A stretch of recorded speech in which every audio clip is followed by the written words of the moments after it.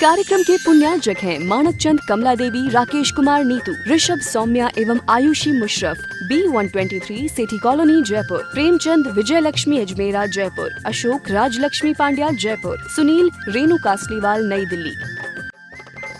श्री नरेंद्र श्रीमती सुदेश रानी जैन, विपिन कुमार संगीता जैन, मुजफ्फरनगर निवासी, प्रवासी दुर्गापुर पश्चिम बंगाल, संजय दीपा जैन, राजीव सोनिया जैन, पूनम चंद सविता जैन मेरठ, पंकज श्वेता जैन दिल्ली, अभिषेक रिद्धि सिद्धि वैभव, आंचल सोबित जैन एवं समस्त नावला परिवार। अतुल जैन, प्रेरणा जैन, दीक्षा जैन, एशियाड गेम्स विलेज नई दिल्ली, राजेश्वर जैन, शशि जैन, जैन मिलन विहार मुजफ्फरनगर उत्तर प्रदेश। ध्रुव, पर्थ, नमिता, धीरज गर्ग गुरुग्राम, परिधि, रिद्धिमा, नेहा, विकास जैन गुरुग्राम, मीना, विनोद अग्रवाल, रोहिणी दिल्ली। श्री मुनेन्द्र कुमार जैन, सरिता जैन, अतुल जैन, शिप्रा जैन, आर्यन जैन, मनीष जैन, श्वेता जैन, मीशा जैन मुजफ्फरनगर।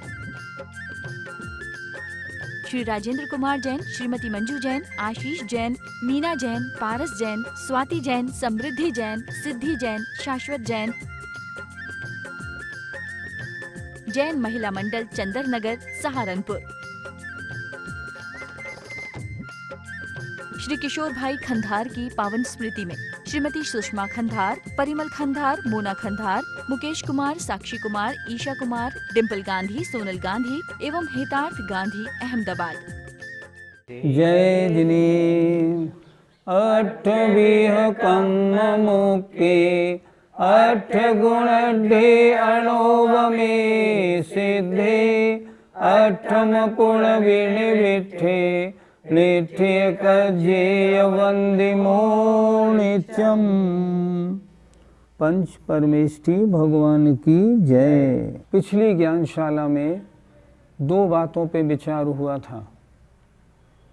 एक बात तो ये थी कि आत्मा दो प्रकार की है, स्वसमय और परसमय। जो रत्नत्रय में लीन है, अपनी आत्मा में आनंद शुद्धोपयोग में है, वे स्वसमय है, और जो शुभोपयोग अशुभोपयोग में है वे परसमय हैं। और दूसरी बात ये भी बताई थी, अच्छी तरह समझाई थी कि दोनों नयों को जानना तो है, पर किसी एक नए के पक्ष को ग्रहण नहीं करना है।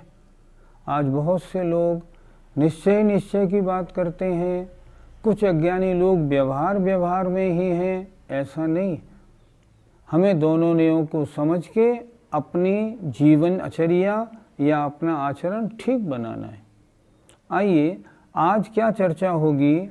आज ये चर्चा होगी कि यहाँ आचार्य कुंद महाराज बहिरात्मा और अंतरात्मा का क्या लक्षण बता रहे हैं। अंतर बाहिर जम्बे जो वटई सो हवे बहिरप्पा, जपे सुजोण वटई सो उच्चई अंतरंगप्पा। अंतर माने अंतरंग में, बाहर माने बहिरंग में, जपे वचनों में, अर्थात अंतरंग वचनों के स्मरण में या बहिरंग में उच्चारण रूप वचनों में।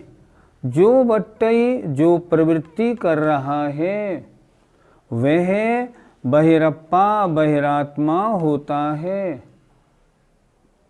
फिर एक बार देखें, अंतरंग में और बहिरंग में जो वचनों में प्रवृत्ति कर रहा है वह बहिरात्मा होता है। और जो जप्पेसु नवट्टई जो अंतरंग और बहिरंग वचनों में प्रवृत्ति नहीं करता है तो क्या करता है, आत्मचिंतन करता है, सो वह उत्तम अंतरात्मा होता है। उच्चई शब्द के दो अर्थ लगा सकते हैं। उच्चई माने कहा जाता है, उच्चई माने उत्तम, दोनों। वह कहा जाता है अंतरात्मा।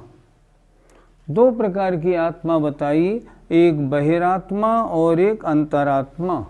फिर देखें एक बार, जो अंतरंग और बहिरंग वचनों में, जल्प में जो प्रवृत्ति करता है वह बहिरात्मा होता है, और जो वचनों में, अंतरंग या बहिरंग वचनों में प्रवृत्ति नहीं करता है वह अंतरात्मा कहा जाता है या उत्तम अंतरात्मा होता है। पंडित जी, इस गाथा में जो अंतरात्मा और बहिरात्मा कही गई है उससे हमें क्या समझना चाहिए? यहाँ शब्द तो वही हैं जो हमने छेड़ाला में पढ़े थे, लेकिन भाव दूसरा है। हमने छेड़ाला में क्या पढ़ा था? देह जीव को एक गिने बहिरात्म तत्व मुधा है। जो शरीर और आत्मा को एक मानता है वह तत्व को नहीं जानने वाला बहिरात्मा कहा जाता है। अंतरात्मा के लिए हमने क्या पढ़ा था? जो सम्यक दृष्टि वृत्ति या मुनि हैं, ऐसे 3 प्रकार के अंतरात्मा होते हैं। अब यहाँ उन दोनों शब्दों का प्रयोग तो है, लेकिन भाव डिफरेंट है। देखें, आचार्य कुंद कुंद का बहिरात्मा कैसा है? शब्द देखिएगा, बहिरप्पा, जो आत्मा से बाहर हो। क्या मतलब? जो आत्मा से बाहर है, अर्थात आत्मा में लगा हुआ नहीं है, वचनों में लगा हुआ है, वह बहिरप्पा, आत्मा से बाहर। और जो आत्मा में लगा हुआ है, डूबा हुआ है, अंतरंगप्पा, आत्मा के अंदर। देखो, शब्द वही हैं। यहाँ बहिरात्मा का मतलब मिथ्या दृष्टि नहीं है। यहाँ बहिरात्मा का मतलब है जो आत्मा से बाहर है। मान लो कोई व्यक्ति सामायिक करने में, पूजा करने में लगा है, तो उस समय क्या आत्मचिंतन हो रहा है? नहीं हो रहा। बहिरंग क्रियाओं में, भक्ति भाव में लगा है? लगा है। आचार्य कहेंगे ये बहिरात्मा है। क्या मतलब? आत्मा से बाहर है। मुनि महाराज, शुद्धोपयोग में है अंतरंगप्पा, शुद्धोपयोग से शुभोपयोग में आए बहिरप्पा। क्यों? आत्मा से बाहर आ गए। यहाँ ये शब्दों का अर्थ लगाना चाहिए था, लेकिन यहाँ बहिरंगप्पा से मतलब ये नहीं लगाना कि वो मिथ्या दृष्टि हो गए। ये अर्थ लगाना ये आत्मा से बाहर हैं, आत्मरमण रूप प्रवृत्ति नहीं है इनकी, तो वचनों में प्रवृत्ति कर रहे हैं। इस समय स्तुति करने में, सामायिक करने में, वंदना करने में लगे हैं। वचन रूप प्रवृत्ति है, तो वचन रूप प्रवृत्ति है, तो आत्मरमण रूप प्रवृत्ति नहीं है। पंडित जी, वचनों में अंतरंग और बहिरंग ये प्रवृत्ति कैसे होती हैं? मान लो भक्ति कर रहे हैं मुनि महाराज, उच्चारण कर रहे हैं सम्मत्तणान दंसन वीरी सुहमम, ये बहिर प्रवृत्ति। अब बोल नहीं रहे हैं, अंतरंग में ही चिंतन कर रहे हैं, सम्मत्तणान दंसन अंतरंग में बहिर हो रही है, तो ये अंतरंग जल्प है, और बोल रहे हैं तो ये बाहिर जल्प है। 2 तरह का जल्प होता है, अंतर बाहिर जप्पे, अर्थात उच्चारण है तो बहिर जल्प, अंदर अंदर वचनों का स्मरण है तो अंतर जल्प। अगर अंतरंग में असिया उषा नमः इसका ध्यान कर रहे हैं, अंतर जल्प है, क्योंकि वचनों को देख रहे हैं और बोल रहे हैं तो बहिर जल्प है। इस तरह जल्प 2 प्रकार का होता है, अंतरंग और बहिरंग। पंडित जी, इस गाथा के अनुसार चतुर्थ गुण स्थानवर्ती अंतरात्मा नहीं बना? हाँ, बिल्कुल नहीं, आपकी बात बिल्कुल ठीक है। अंतरात्मा तो वो है जो अपने अंदर आत्मा में रमण कर रहे हैं। यहाँ की परिभाषा ये है।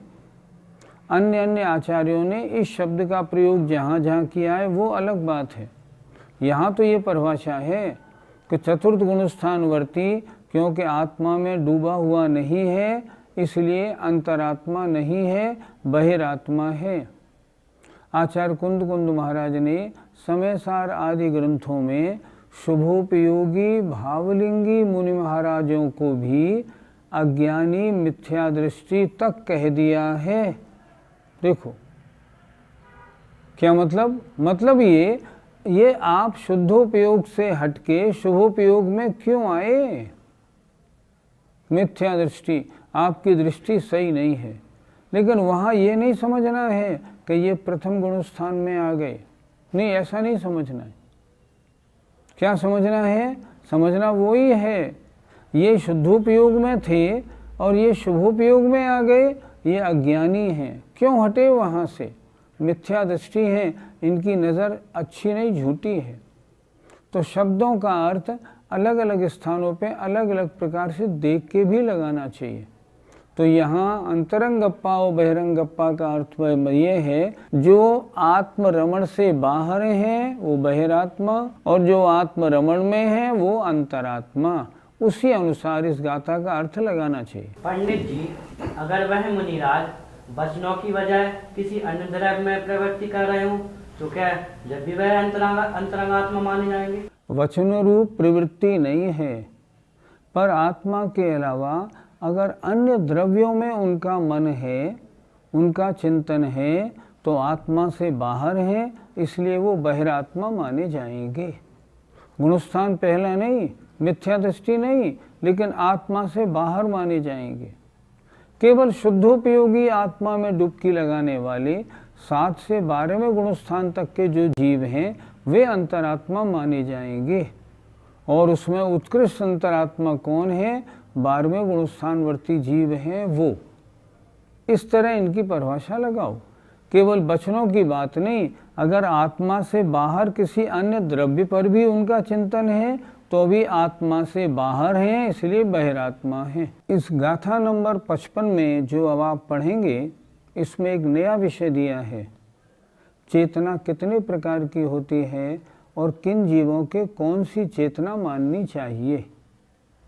उच्चारण करते हैं। सवे खलु कम फलम थावर काया तसाहिक जजुदम पाणे तम देखंता पाणम विंदन्ति ते जीवा।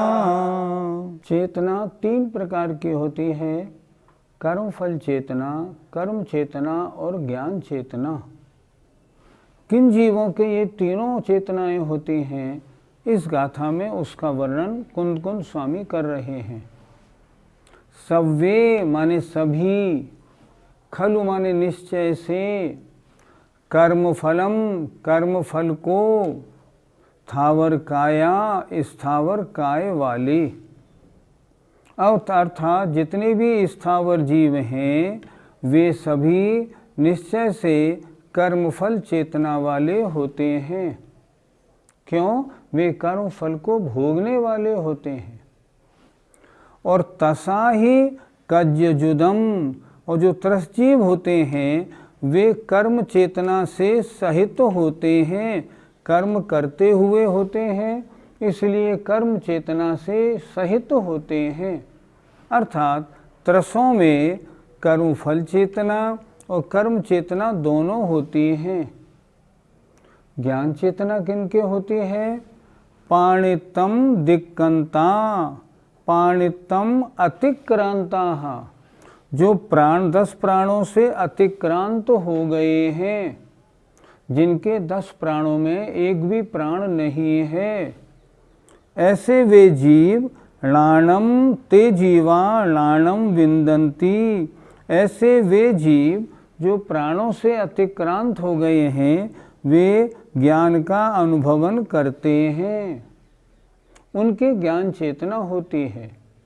यहाँ आचार्य कह रहे हैं स्थावर जीवों के मात्र कर्मफल चेतना, त्रस जीवों में कर्मफल और कर्म चेतना, और प्राणों से अतिक्रांत जो सिद्ध भगवंत हैं उनमें ज्ञान चेतना है।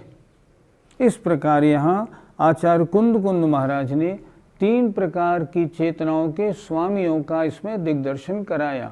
एक बार फिर देखें। थावर काया, स्थावर काय वाले एक इंद्रिय जीव सारे के सारे सव्वे खलु माने निश्चय से कर्मफलम कर्मफल चेतना वाले हैं, और जो त्रस जीव हैं वो कज्जुदम कर्म करते हुए हैं, अर्थात कर्म चेतना से सहित हैं। अर्थात त्रस्त जीवों के कर्मफल और कर्म चेतना दोनों होती हैं। णाणम बिंदंती, ज्ञान का अनुभवन करते हैं, अर्थात ज्ञान चेतना वाले होते हैं। पंडित जी, इन तीनों चेतनाओं का क्या स्वरूप है? चेतना माने उस रूप अपने को अनुभव करना। कर्म फल चेतना, कर्म के फल रूप अपने को अनुभव करना, कर्म के फल को भोगना। कर्म चेतना मैं करता हूँ इस रूप अपने को अनुभवन करना, और मैं तो ज्ञान मात्र हूँ ऐसा अनुभवन ज्ञान चेतना है। एक बार फिर देखें जरा, कर्म फल चेतना कर्म के फलों को भोगने में भोगने रूप परिणाम होना, मैं कर्म फल का भोगने वाला हूँ, कर्म फल चेतना। और कर्म चेतना मैंने ये किया, ये मेरे करने से हुआ, ये कर्म चेतना। और मैं तो ज्ञान मात्र हूँ ऐसा अनुभव करने वाला, वह होता है ज्ञान चेतना।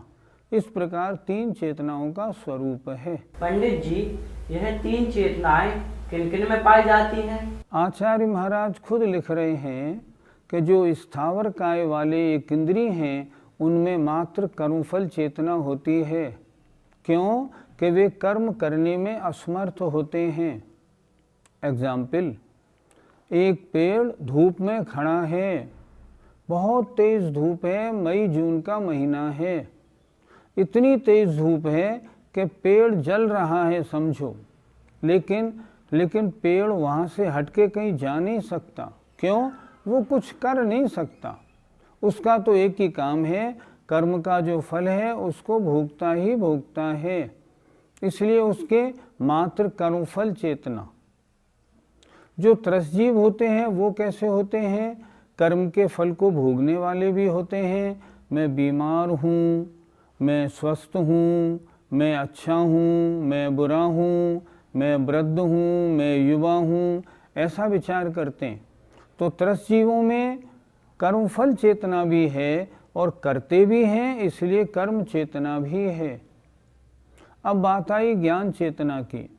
तो जो प्राणों से अतिक्रांत माने सिद्ध भगवान हैं, वे एक भी प्राण उनके नहीं होता। वे कैसे हैं? ज्ञान चेतना वाले हैं। क्या मतलब? ना कुछ करते हैं, ना कर्म के फल को भोगते हैं, मात्र अपने को ज्ञान रूप अनुभव करते हैं, बस। वे ज्ञान चेतना वाले हैं।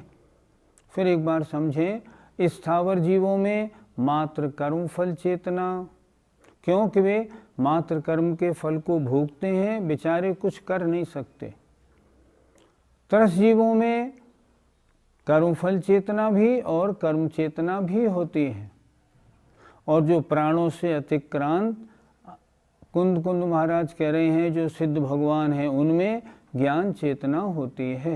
पंडित जी, कुछ लोग चतुर्थ गुण स्थान से ज्ञान चेतना मानते हैं, तो क्या उनका यह मानना सही है? वे जिस ग्रंथ का स्वाध्याय करते हैं, उस ग्रंथ के अनुसार उनकी मान्यता कैसी है, ये वो निर्णय करें। लेकिन यहाँ पंचास्तिकाय आचार्य कुंद के अनुसार तो चतुर्थ गुण स्थान में ज्ञान चेतना नहीं बन रही है। ये तो स्पष्ट इन्होंने शब्द दिया ना, पाड़ितम दिक्कंता, जो प्राणों से अतिक्रांत हो गए हैं, जिनके 10 प्राणों में एक प्राण नहीं है, ऐसे भी सिद्ध भगवान, वे ज्ञान चेतना वाले हैं।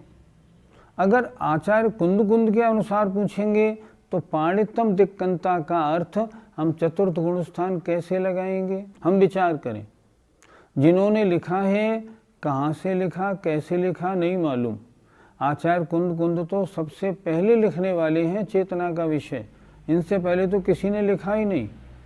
ये चेतना का विषय अन्य स्थान पर नहीं मिलता। इनसे पहले इन्होंने लिखा। और जब इन्होंने इस प्रकार लिखा कि जो प्राणों से अतिक्रांत है उनके ज्ञान चेतना होती है, फिर चतुर्थ गुण स्थान में ज्ञान चेतना मानना और कुंद महाराज की आज्ञा नहीं मानना, ये कैसे ठीक रहेगा? ये वो लोग स्वयं निर्णय करें। हम तो ये जानते हैं, आचार्य कुंद महाराज जो लिख रहे हैं, इनके वचन प्रामाणिक हैं। अर्थात 14वें गुणस्थान तक जितने जीव हैं उनके भी कर्म कर्मफल चेतना पाई जाती है।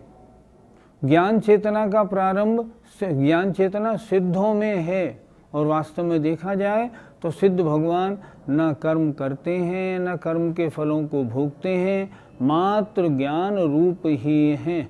इसलिए आचार्य कुंद कुंद का महाराज का कथन तो सर्वोपरि है, इस अनुसार मानना चाहिए। पंडित जी, हम अपने में कौन सी चेतना माने? आचार्य कुंद कुंद महाराज के अनुसार तो कर्म चेतना और कर्मफल चेतना है, ज्ञान चेतना का नामो निशान नहीं।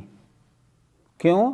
अभी 10 प्राण मौजूद हैं, इसलिए ज्ञान चेतना कैसे होगी। अब अन्य आचार्यों के अनुसार देखें तो जो सम्यक दृष्टि है वो कर्म फल वाला और कर्म करने वाला अपने आप को मानता है। कर्म फल का मैं भोगने वाला हूँ। दूसरा, ये मैंने किया, ये मैंने किया, निज को पर को करता पिछान, ऐसा होता है वो। मैं भ्रम्यो अपन पो विसरियाप, मिथ्यात्व के कारण। अपनाए विधि फल पुण्य पाप, ये कर्मफल चेतना के कारण। निज को पर को करता पिछान, ये कर्म चेतना के कारण वो ऐसा मानता है।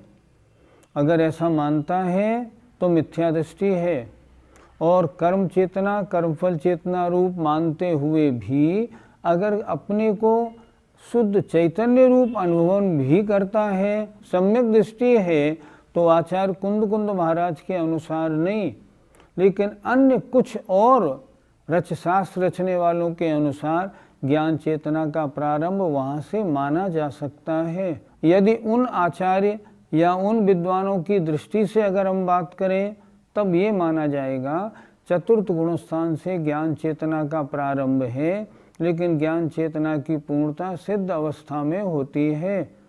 क्यों? क्योंकि वहाँ से मैं ज्ञान स्वरूप हूँ, सम्यक दृष्टि के ऐसे अंतरंग में भाव जग जाते हैं, इसलिए वह ज्ञान चेतना वहाँ से प्रारंभ मानी जाती है उन आचार्यों के अनुसार।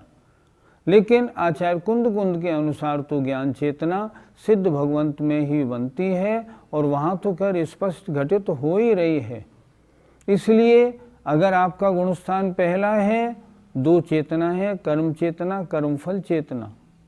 अगर सम्यक दृष्टि है तो अन्य आचार्यों के अनुसार आपके ज्ञान चेतना का प्रारंभ माना जा सकता है, पर आचार्य कुंद कुंद के अनुसार नहीं। जय दिनेंद्र। इस कार्यक्रम के पुण्यार्जक हैं मानक चंद कमला देवी, राकेश कुमार नीतू, ऋषभ सौम्या एवं आयुषी मुशरफ, B123 सेठी कॉलोनी जयपुर, प्रेमचंद विजय लक्ष्मी अजमेरा जयपुर, अशोक राजलक्ष्मी पांड्या जयपुर, सुनील रेणु कासलीवाल नई दिल्ली। श्री नरेंद्र श्रीमती सुदेश रानी जैन, विपिन कुमार संगीता जैन, मुजफ्फरनगर निवासी, प्रवासी दुर्गापुर पश्चिम बंगाल। संजय दीपा जैन, राजीव सोनिया जैन, पूनम चंद सविता जैन मेरठ, पंकज श्वेता जैन दिल्ली, अभिषेक रिद्धि सिद्धि वैभव, आंचल सोबित जैन एवं समस्त नावला परिवार। अतुल जैन, प्रेरणा जैन, दीक्षा जैन, एशियाड गेम्स विलेज नई दिल्ली, राजेश्वर जैन, शशि जैन, जैन मिलन विहार मुजफ्फरनगर उत्तर प्रदेश। ध्रुव, पर्थ, नमिता, धीरज गर्ग गुरुग्राम, परिधि, रिद्धिमा, नेहा, विकास जैन गुरुग्राम, मीना, विनोद अग्रवाल, रोहिणी दिल्ली। श्री मुनीन्द्र कुमार जैन, सरिता जैन, अतुल जैन, शिप्रा जैन, आर्यन जैन, मनीष जैन, श्वेता जैन, मीशा जैन मुजफ्फरनगर। श्री राजेंद्र कुमार जैन, श्रीमती मंजू जैन, आशीष जैन, मीना जैन, पारस जैन, स्वाति जैन, समृद्धि जैन, सिद्धि जैन, शाश्वत जैन, जैन महिला मंडल चंदर नगर सहारनपुर। श्री किशोर भाई खंधार की पावन स्मृति में श्रीमती सुषमा खंधार, परिमल खंधार, मोना खंधार, मुकेश कुमार, साक्षी कुमार, ईशा कुमार, डिम्पल गांधी, सोनल गांधी एवं हितार्थ गांधी अहमदाबाद।